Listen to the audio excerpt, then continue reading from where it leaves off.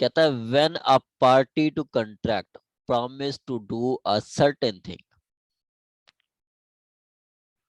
Promise to do a certain thing, जब एक party promise करती है सर्टेन कुछ काम करने की, ठीक है, एट और बिफोर द स्पेसिफाइड टाइम, कि मैं जी 30वें रोजे को या 30 रोजे से पहले आपको कपड़े की सिलाई करके दूंगा, या सर्टेन थिंग एट और बिफोर टाइम, थिंग या things before time, and fail to do so, और वो ऐसा करने में नाकाम हो जाता है, such thing before specified time, ठीक है। दर्जी को दर्जी ने कहा कि जी मैं लाजमी आपको चांद रात से पहले डिलीवरी कर दूंगा, कपड़े सिले सिलाए आपको मिल जाएंगे, और वो नहीं मिलते। The contract are so much of it has not performed, बुरा कॉन्ट्रैक्ट या जितनी हद तक परफॉर्म नहीं हो सका, becomes voidable at the option of promisee, at the option of promisee, ठीक है। if intention of parties was that the time should be the essence of contract, अगर दोनों पार्टीज का वो जो इंटेंशन थी कि जी time should be essence of contract, ठीक है। अब देखें कि दर्जी को दिए 5 सूट, दर्जी ने चांद रात को 2 सूट बना दिए, ठीक है, चांद रात तक 2 सूट बना दिए, वो कहते हैं सो मच ऑफ। अब 2 सूट्स की तो पेमेंट कर देगा प्रोमिजी, यहाँ पे प्रोमिजर कौन है, वादा किसने किया है, दर्जी, प्रोमिजर कौन है, दर्जी, और प्रोमिजी कौन है, जो सूट दे रहा है, सूट दे रहा है, मिस सिद्दीकी साहब प्रोमिजी है, या शुएब साहब प्रोमिजी है।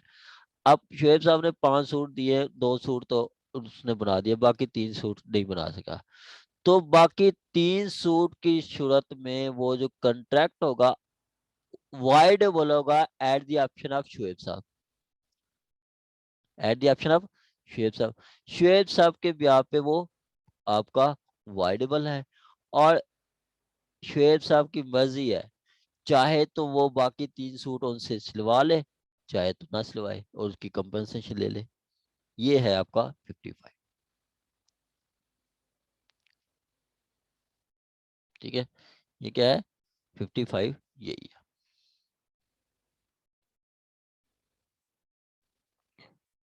आ गया जी आपका effect of, effect of such filler when time is not essential, अगर जहाँ पे टाइम एसेंशियल नहीं है तो फिर उसका इफेक्ट क्या होगा, फिर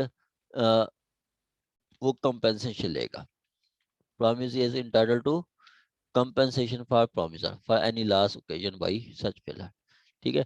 कहता है कि जी if time, if it was not intention of party that time should be essence, ठीक है, time should be essence of contract, ठीक है, आपका टाइम जो है वो जरूरी होगा, प्रिंसिपल होगा, मेन होगा, ठीक है, इसेंस ऑफ कॉन्ट्रैक्ट, तो the contract does not become voidable at the by the failure of doing suit, but promisee is entitled to make compensation, ठीक है। अब कहता है कि अगर के टाइम जरूरी नहीं था, जैसे आम रूटीन में दे दिया है, वो विंटर हॉलीडेज के लिए सूट सिलवाए, वैसे जाकर दर्जी को दे दिया, और टाइम नहीं बताया, दर्जी ने कहा, ने कोई टाइम नहीं बताया, ना ही उसको कहा कि जी इतनी देर तक आप ना दिए तो मैं आपको इतनी फाइन लगाऊंगा, ये नहीं, ठीक है, वो टाइम नहीं है, तो वहां पे अगर वो डिले कर देता है तो उस डिले का कंपनसेशन ले सकता है, इस डिले का कंपनसेशन ले सकता है, ठीक हो गया। आगे कहता है अगर टाइम वो इसेंस है, ठीक है, तो फिर वो आपका ऑप्शन होगा, ठीक है। अगर टाइम इसेंस नहीं है तो वो contract does not become voidable, contract does not become voidable. आगे कहता है if in the case of contract voidable on the account of promiser's failure to perform his promise at the time agreed. The अगर if in the case of contract viable है the promiser fail हो जाता है, जैसे दर्जी fail हो जाता है, his promise at the time agreed, the promisee accept the performance of such promise at any time than that agreed. The promisee cannot claim compensation for loss occasion of non-performance at the time agreed. ठीक है, unless time of such acceptance give notice of promiser to do his intention to do so. अब देखें कि अगर वो जो promisee है, ठीक है, वो प्रॉमिस एक्सेप्ट कर लेता है तो फिर मतलब प्रोमिस के नॉट मतलब बाद में सपोज के जैसे एक महीना वो 5 सूट दिए थे शुएब साहब ने दर्जी को, 2 सूट ईद पे बना दिए, बाकी 3 नहीं बनाए, और अगर उस पे कोई टाइम नहीं एग्री था, ठीक है, कोई टाइम नहीं दिया गया था, जैसे आम रूटीन में दिया गया है, टाइम नहीं दिया गया था, और बाद में वो ही प्रॉमिस ही मतलब शुएब साहब कहते हैं कि चलें जी मेरे पास वो बाकी 3 सूट भी आप बना दे, ठीक है, तो बाद में ये कंपनसेशन नहीं ले सकते, ठीक है, कि आप बाद में परफॉर्मेंस जो है एक्सेप्ट करें कि जी चलें जी बाकी 3 सूट भी बना दें, फिर आप कंपनसेशन नहीं ले सकते। अगर परफॉर्मेंस एक्सेप्ट नहीं करते फिर आप कंपनसेशन ले सकते हैं, ठीक है। अगर आप परफॉर्मेंस एक्सेप्ट मतलब एक्सेप्ट कर लेते हैं, कहते हैं कि जी बाकी भी बना दें, फिर तो आप कंपनसेशन नहीं ले सकते। अगर परफॉर्मेंस नहीं लेते फिर आप कंपनसेशन ले सकते हैं। शर्त यह है कि जी जब आपने टाइम भी मुकर्रर किया हो कि जी इतनी टाइम तक आपने कर देना है, इतनी देर तक आपने टाइम कर देना है, ठीक हो गया। ये है आपका 55। 55 क्या कहता है, 55 कहता है कि जी जब आपका टाइम दिया गया है, ठीक है, कोई चीज सर्टेन काम करने का और उतनी देर तक वो टाइम नहीं होता तो कंट्रैक्ट वाइडेबल हो जाता है eight the option of promisee, eight the option of promisee, ठीक हो गया। तो प्रोमिसी चाहे तो उसको परफॉर्म करवाए चाहे तो ना करवाए, जैसे दर्जी को दिए थे 5 सूट, 2 सूट बना दिए और बाकी 3 नहीं बनाए, तो बाकी 3 क्या तक ऑप्शन वाइडेबल हो गया, और प्रोमिसी चाहे तो वो बाकी 3 सूट उससे सिलवाए या ना सिलवाए। आगे कहता है अगर टाइम कोई जरूरी नहीं था, ठीक है, तो फिर वो कॉन्ट्रैक्ट वाइडेबल नहीं होगा, लेकिन यह है कि जी जितनी लॉस हुआ है लेट करने पे वो लॉस की कंपनसेशन ले सकता है प्रोमिसी, ठीक हो गया। वो लास्ट की जगह से जैसे यदि ये इन्होंने वो जो है वो 3 सूट नहीं दिए तो वो उन्होंने और सूट किराए पे लेके मतलब ईद गुजारी है। अब किराए का जो मतलब 1 सूट किराया का उनको मिला है 500 का, ठीक है, तो वो 500 के हिसाब से उनको कंपनसेशन ले सकते हैं। मैंने ये एक वैसे आम एग्जांपल दिया है, कोई और भी केस हो सकते हैं, सरकमस्टांसेस हो सकते हैं। आगे कहता है कि अगर आप परफॉर्मेंस जो है एक्सेप्ट कर लेते हैं, ठीक है, fact of other than agreed, ठीक है, other than the that agreed upon, ठीक है, वही आप टाइम उसकी परफॉर्मेंस एक्सेप्ट कर लेते हैं तो फिर आप कंपनसेशन नहीं ले सकते, फिर आप कंपनसेशन नहीं ले सकते, ठीक है। आगे क्या कहता है 56। 56 कहता है कि जी इसको कहते हैं कंट्रैक्ट ऑफ फ्रस्ट्रेशन, क्या, कंट्रैक्ट ऑफ फ्रस्ट्रेशन भी कहते हैं,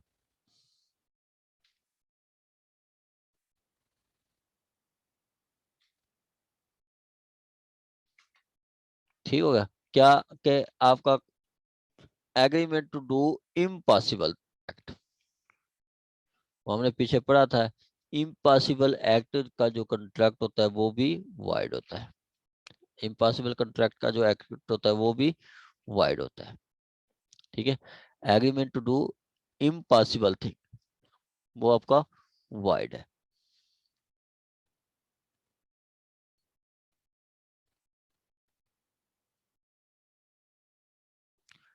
अब इसकी जो अगर आप पढ़े ना वो स्पेसिफिक रिलीफ एक्ट, ठीक है, उसका सेक्शन 13 में भी इसको डिस्कस किया गया है। ठीक है, सेक्शन 13 स्पेसिफिक रिलीफ एक्ट वो क्या कहता है, वो कहता है आपका कि बेशक 56 में बताया गया कि जी इम्पॉसिबल कंट्रैक्ट का एग्रीमेंट जो है वाइड है, लेकिन उसकी एक्सेप्शन है सेक्शन 13 की जी हाँ, ला ये कहता है कि जी जितनी हो सकता है वो आप करवा सकते हैं, उसको परफॉर्म करवा सकते हैं, उसको आप परफॉर्म करवा सकते हैं जितनी आप का हो सकता है। जैसे आपका वो कहता है कि जी सपोज के शुएब साहब से उन्होंने ये इब्रार साहब ने 100 एकड़ लिए हैं। अब शुएब साहब ने कहा कि मेरे पास 100 एकड़ है, उन्होंने 100 एकड़ ले लिया। बाद में पता चला कि जी शुएब साहब के नाम तो 90 एकड़ है। तो ये क्या है, 10 एकड़ की हद तक तो इम्पॉसिबल हो गया। इम्पॉसिबल कंट्रैक्ट क्या है कि वाइडेबल है, इम्पॉसिबल कंट्रैक्ट वाइडेबल है, लेकिन इम्पॉसिबल कंट्रैक्ट वाइडेबल है, लेकिन वो आपका स्पेसिफिक रिलीफ एक्ट करता है कि जी नहीं, जितनी हो सकता है वो हम करेंगे, जितनी हो सकता है वो हम करेंगे।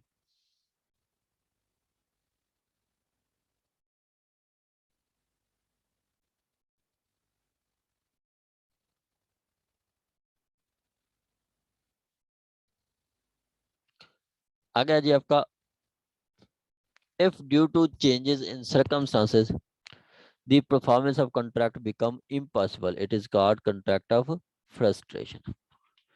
के सर्कमस्टांसेस ऐसे हो जाते हैं कि जी कंट्रैक्ट आपका परफॉर्म करना इम्पॉसिबल हो जाता है, इम्पॉसिबल हो जाता है। जैसे आपका शेर साहब ने कहा कि जी मैं अबरार साहब को कहा जी मैं आपको 1 टन चीनी दूंगा। अब शेर साहब बैठे हैं पेशावर में और अबरार साहब बैठे हैं पंजाब में, लाहौर में। अब उन्होंने कहा कि जी मैं आपको 1 टन चीनी दूंगा। बाद में होता है कि जी गवर्नमेंट जो है बैनल सूबाई ट्रेड पे बैन लगा देती है कि जी एक सूबा दूसरे सूबे पे कोई चीनी नहीं भेजेगा। ठीक है, तो वो क्या हो गया, वो सरकमस्टांसेस चेंज हुए तो वो उन इम्पॉसिबल हो गया। अब लॉ ने रोक दिया है, तो ये क्या हो गया, ये कंट्रैक्ट फ्रस्ट्रेशन में आ जाएगा। ठीक हो गया, ये इसको क्या कहेंगे, फ्रस्ट्रेशन होगा। अब कहता है contract to do an act which after the contract is made become impossible, contract करने के बाद इम्पॉसिबल हुआ है, और by the reason of some event which promisor could not prevent, जो मतलब प्रोमिसर चाहे तो उससे नहीं बच सकता, कुड नॉट प्रिवेंट नहीं बच सकता, अनलॉफुल, वो अनलॉफुल हो जाता है, become wide when act become impossible या अनलॉफुल, इम्पॉसिबल या अनलॉफुल के जब वो कॉन्ट्रैक्ट इम्पॉसिबल हो जाता है या अनलॉफुल होता है। अनलॉफुल कैसे, कि उन्होंने गवर्नमेंट ने पाबंदी लगा दी, गवर्नमेंट ने पाबंदी लगा दी, तो वो क्या है, वो आपका अनलॉफुल हो जाएगा।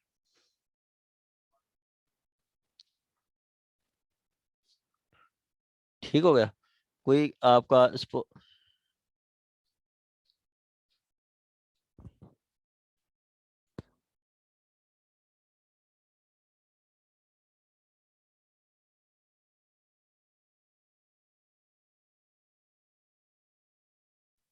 हम्म, ठीक हो गया। आपका कंट्रैक्ट पहले तो ठीक था, लेकिन बाद में गवर्नमेंट ने पाबंदी लगा दी, ठीक है, तो वो आपका अनलॉफुल हो जाएगा, वो आपका अनलॉफुल हो जाएगा। आगे कहता है compensation for loss through non performance of act known to be impossible या unlawful.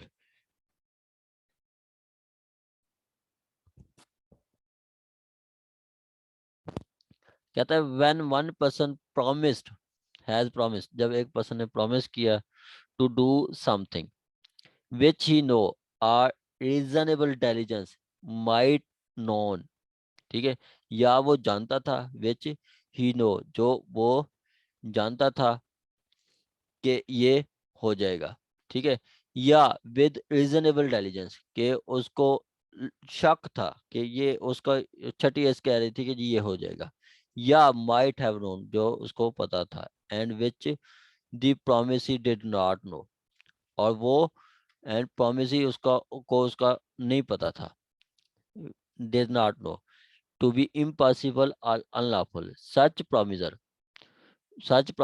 must make compensation for to such promise for any loss which promise sustain from non-performance of promise. ठीक है। अब देखें कि शुएब साहब को पता था कि जी मैं कंट्रैक्ट कर रहा हूँ, और मुझे उसको पता था, इनको वो जानते थे, या इनको रीजनेबल इंटेलिजेंस थी कि उनको मतलब सरकमस्टांसेस, बिजनेस के सरकमस्टांसेस को पता था कि जी चीनी का बुढ़ान हो गया है, और चीनी हो सकता है एक हफ्ते में चीनी बन नहीं रही, और हुकूमत पाबंदी लगा दे कि जी कोई बाहर भी नहीं भेज सकता, दूसरे सूबे नहीं भेज सकता। इनको रीजनेबल इंटेलिजेंस थी, या थोड़ा उनको पता था। ऐसा सोचता सूरत करते हैं, प्रोमिसर कौन है, भेजने वाला कौन, शुएब साहब। अब शुएब साहब को पता था कि जी ये पाबंदी लग जाएगी, तो ऐसी सूरत में ये कंट्रैक्ट करते हैं, बाद में कंट्रैक्ट पॉसिबल हो जाता है, तो शुएब साहब जो होंगे कंपनसेशन करेंगे किसको, इब्रार साहब को, प्रोमिसी को। क्या करेंगे, कंपनसेशन देंगे।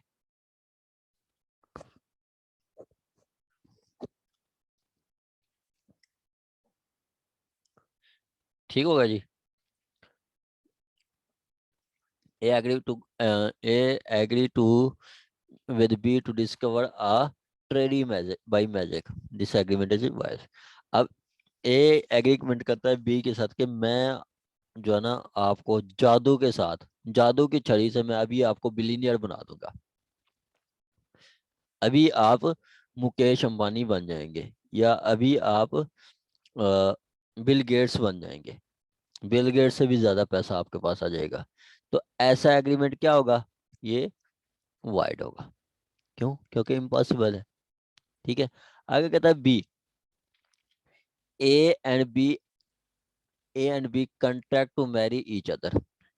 Before the time fixed for marriage, A goes mad. Contract become void. A और B ने कहा कि जी मैं आपसे, A कहता है B से कि मैं आपको शादी करूंगा, तो शादी से पहले A पागल हो जाता है, तो वो क्या है, कॉन्ट्रैक्ट वाइड हो जाएगा। इम्पॉसिबल हो गया ना। अब दो पागल आदमी के साथ तो शादी नहीं ना हो सकती। अगर contract to marry B being married already to C being forbidden by law, he is subject to practice polygamy. A must make compensation to B for loss caused by her non-performance of contract. अब ए ने क्या कहा, ए ने contract किया B के साथ कि जी मैं आपसे शादी करूंगा। ठीक है। और ए कौन है, प्रोमिजर है, बी प्रोमिजी है। अब ए को पता है कि जी मेरी दूसरी शादी हुई हुई है, मेरी पहले भी शादी है मिस सी के साथ। अब ला मतलब जैसे क्रिश्चियनिटी में देखें या हिंदुज्म में देखें कि वो दूसरी शादी नहीं कर सकते जब तक पहली शादी डिसॉल्व ना हो। ठीक है। अब ए ने कहा कि जी मैं आपसे शादी करूंगा, बी को पता ही नहीं है, लेकिन ए को पता है कि जी मैं ये ऐसा कर ही नहीं सकता, और वो पहले शादी किया हुआ है। तो ऐसी सूरत में हमारा वो यही 55 का सेकंड पैरा जो हमने पढ़ा था कि जी अगर वो करता है और उसको पता है, प्रोमिसर को पता है, रीजनेबल नॉलेज है, सीन है, तो ऐसी सूरत में कंट्रैक्ट वो ये जो है, ऐसी सूरत में प्रोमिसर क्या करेगा, कंपनसेशन पे करेगा प्रोमिसर को।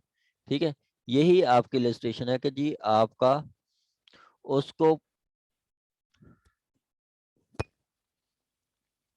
उसको फिर पेमेंट करेगा, कंपनसेशन करेगा, एक कंपनसेशन करेगा बी को जो उसने लॉस किया।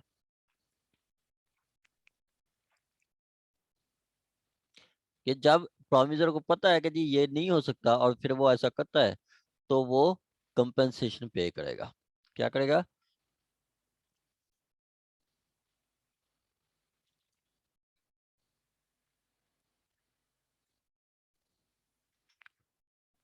ठीक है। ये एलिस्टेशन है 3। ठीक है।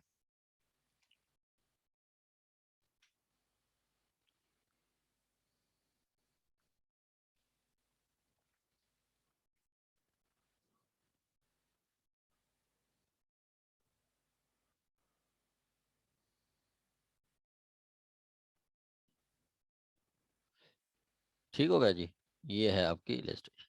आगे आगे डी है कि जी आपका, आगे आपने पढ़ लेना है। आगे आ जाता है reciprocal promise to do a thing and other things illegal.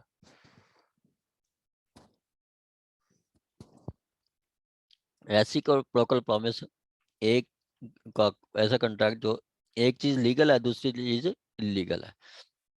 Where the person reciprocally reciprocally promise first thing to do, firstly to do certain things which are legal, एक चीज जो लीगल है, एंड सेकंडली, फर्स्टली, सेकंडली क्या कि secondly the secondly under this special circumstance to do other thing which is illegal, दूसरी जो है वो इलीगल है।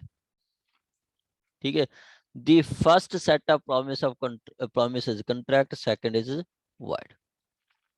तो जो लीगल है वो तो आपका कंट्रैक्ट है, जो लीगल नहीं है, इलीगल है, वो आपका वाइड कंट्रैक्ट है, वो आपका वाइड कंट्रैक्ट है। A agree to B, A and B agree that A shall sell B a house 10,000 रुपए, but if B use it for gambling house ही पे पेमेंट फॉर 50,000।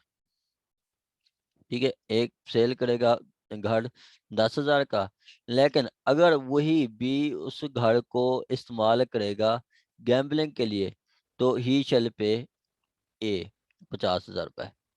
ठीक है, अगर बी उस घर को गैम्बलिंग के लिए इस्तेमाल करता है, जुएबाजी के लिए इस्तेमाल करता है, तो फिर वो उसको 50,000 50,000 देगा। ठीक है, 50,000। अब कहता है फर्स्ट सेट ऑफ प्रॉविंस क्या है, कंट्रैक्ट है। सेकंड क्या है, वो वाइड कंट्रैक्ट है। सेकंड क्या है, वाइड कंट्रैक्ट।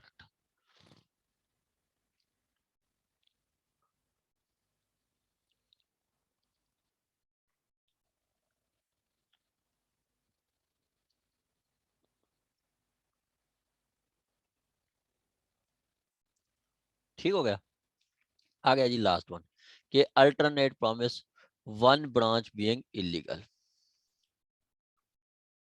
ठीक है, in case alternate promise one branch of which is legal and other is illegal, the legal branch can be enforced। ठीक है, जो तक लीगल है वो इन्फोर्स किया जा सकता है, इलीगल नहीं इन्फोर्स किया जा सकता।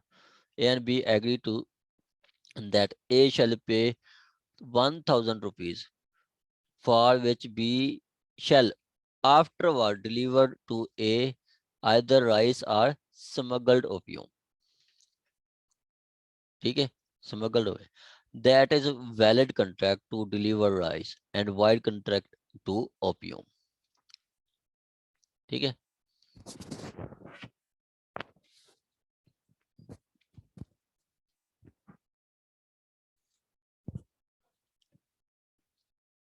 ठीक हो गया जी। ये है कि अल्टरनेट कि जी आपको वो कहता है कि जी मैं आपको 1,000 पे करूंगा, आप मुझे राइस दें या वो अफ्यूम दें। ठीक है, अब वो राइस देगा तो वो वैलिड कंट्रैक्ट है, अगर अफ्यूम देगा तो वो वाइड कंट्रैक्ट है।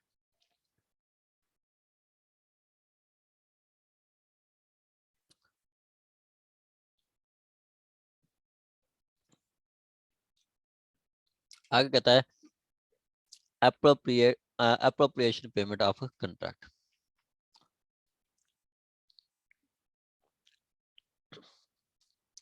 यहाँ तक किसी का क्वेश्चन हो तो आप पूछ सकते हैं। यहाँ तक किसी का कोई क्वेश्चन हो तो आप पूछ सकते हैं।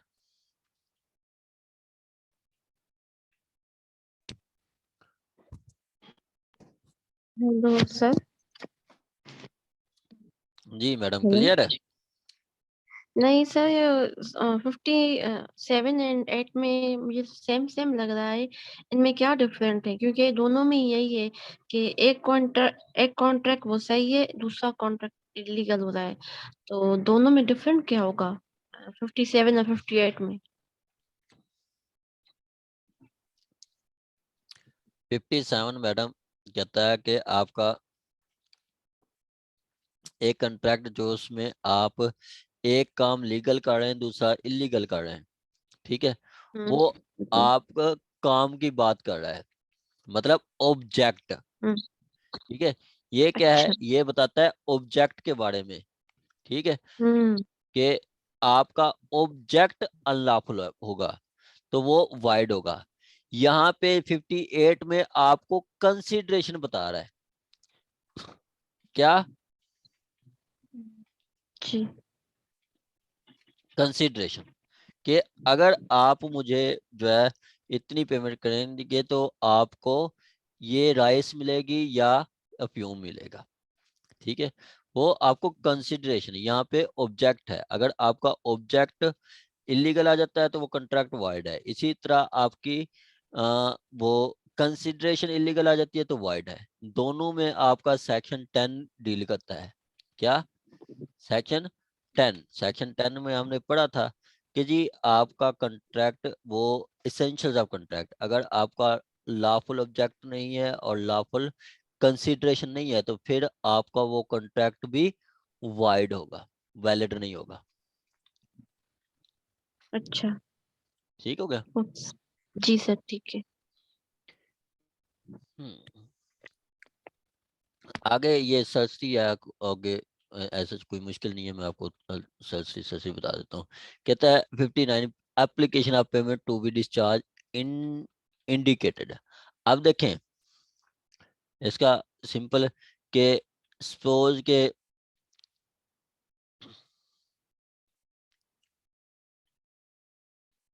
मिस्टर ए या मिस्टर शुएब, ठीक है, मिस्टर शुएब क्या कहते हैं, mister Shoaib have right to get back loan from mister Farhat. अब शुएब साहब ने फरहत साहब को एक भैंस दी है, गाय भी दी है और किराना भी कोई दिया हुआ है और कपड़े भी दिए हुए हैं। इस तरह पेमेंट दी हुई है 3 लाख रुपए, 3,65,000 रुपए। अब फरहत साहब ने उनको दिया है 1 लाख रुपया। अगर फरहत साहब स्पेसिफिकली एक्सप्रेसली जो है इंटीमेट कर देते हैं कि जी ये 1 लाख आपको मैंने दिया है ये बफेलो का, तो वो डिडक्शन हो जाएगी। अगर शेख साहब वो अंडर द सर्कमस्टांसेस अगर वो नहीं करते तो वो डिस्चार्ज होगा एज पर वो जो मतलब कंप्लीट से, ठीक है, under the circumstances applying the payment is applied to the discharge of particular that the debt is accepted must be accordingly. ठीक हो गया। अगर वो इंडिकेट करेंगे तो वो आपका उसी स्पेसिफिकली इंडिकेशन से होगा, अगर वो इंडिकेट नहीं करते तो वो टोटल में से होगा, ठीक है। अगर वो आपका नहीं करते तो फिर टोटल जो है 3,65,000 था तो उसमें से रिटर्न हो जाएगा बाकी 265। नो इंडिकेशन, कोई इंडिकेशन नहीं की तो वो टोटल में से होगा। आगे कहता है application where debt to be discharge is not indicated, अगर इंडिकेट नहीं करते तो फिर टोटल में से होगा। आगे कहता है application where party neither appropriate whether party appropriate, वो कहता है कि जी अगर आपका कोई अप्रोप्रिएट नहीं बताती तो फिर वो प्रोपोर्शनली, सपोज के देखें प्रोपोर्शनली कैसे होगा कि उसको दिए 1 लाख रुपया तो 1 लाख रुपया दिया है, टोटल कितनी था 3,65,000, तो कुछ बफेलो के आ जाएंगे, कुछ कऊ के आ जाएंगे, कुछ ग्रासरी के आएंगे, कुछ क्लाथ से आ जाएंगे, एज पर रेशियो, तनासब, मतलब 1 लाख दिया है और टोटल मतलब 1 लाख है, ये 65,000 85,000 है, 30,000 है, तो रेशियो के अकॉर्डिंग कुछ बफेलो में से आ जाएंगे, कुछ इसमें कुछ इसमें, ठीक है। ये वो बता रहा है पेमेंट का, ऐसा कोई इम्पोर्टेंट नहीं है, बिल्कुल भी इम्पोर्टेंट नहीं है।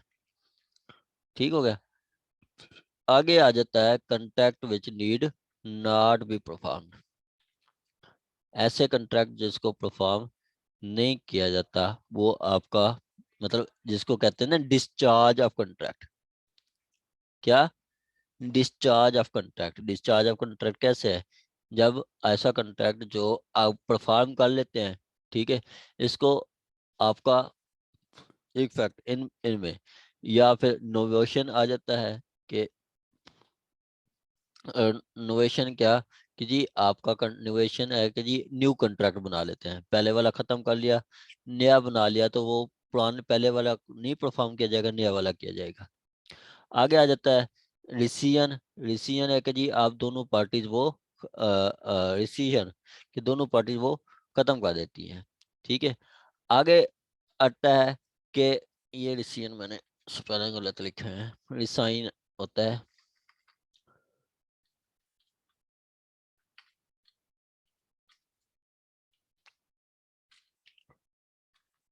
रिसीजन। ठीक है, कि अगर दोनों पार्टीज मिलकर एक कंट्रैक्ट खत्म कर दें तो उसको परफॉर्म नहीं किया जाएगा। अल्ट्रेशन क्या है? अल्ट्रेशन के दोनों पार्टीज अगर चाहें तो अल्टर भी कर सकती हैं, कंट्रैक्ट में थोड़ी तब्दीली भी कर सकती हैं। ठीक हो गया। और आपका अल्ट्रेशन क्या होता है कि जी आपका एक पार्टी ने उन्होंने लेना था कि जी ये मैं वो कहते हैं कि जी हिंडा सिविक दे दें, दूसरी पार्टी कहते हैं चले ठीक है, बाद में कहते हैं चले हिंडा सिविक की जगह आप हुंडा सिटी दे दें, वो कहते हैं चले ठीक है हुंडा सिटी ले लें, तो अल्ट्रेशन कर सकते हैं।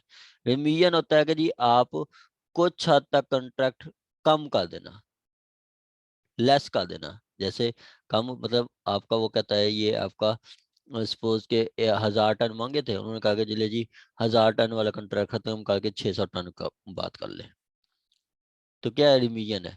और वेवर क्या आता है 100% खत्म कर देना। रिमीजन होता है कुछ परसेंट तक खत्म कर देना, और आपका ये 100% होता है। ठीक है, जब ऐसी आप कोई कंट्रैक्ट करेंगे इफेक्ट निवेशन रिसीजन, ये वर्ड है ये रिसीजन या अल्ट्रेशन। ठीक है, तो उस सूरत में जो पुराना कॉन्ट्रैक्ट होता है वो नहीं फॉलो किया जाता, नया किया जाता है। ठीक है, फिर नया किया जाता है, पुराना नहीं किया जाता। वेवर ये है आपका 62। बाकी हम इंशाल्लाह कल पढ़ेंगे 63 से अनवर्ड।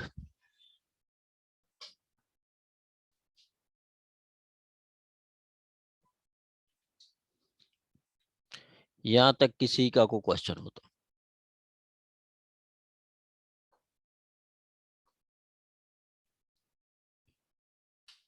अगर यहाँ तक किसी का कोई क्वेश्चन हो तो आप पूछ सकते हैं, वरना बाकी हम कल पढ़ेंगे।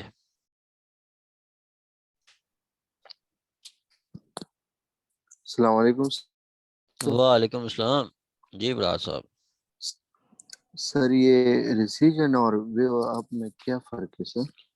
रेसिजन होता है दोनों पार्टीज जो है ना वो कैंसिल कर देती हैं कंट्रैक्ट। ठीक है, या ठीक है सर। कैंसिल कर देना। रिमीजन होता है कि जी कुछ हद तक उसको माफ कर देना, खत्म कर देना।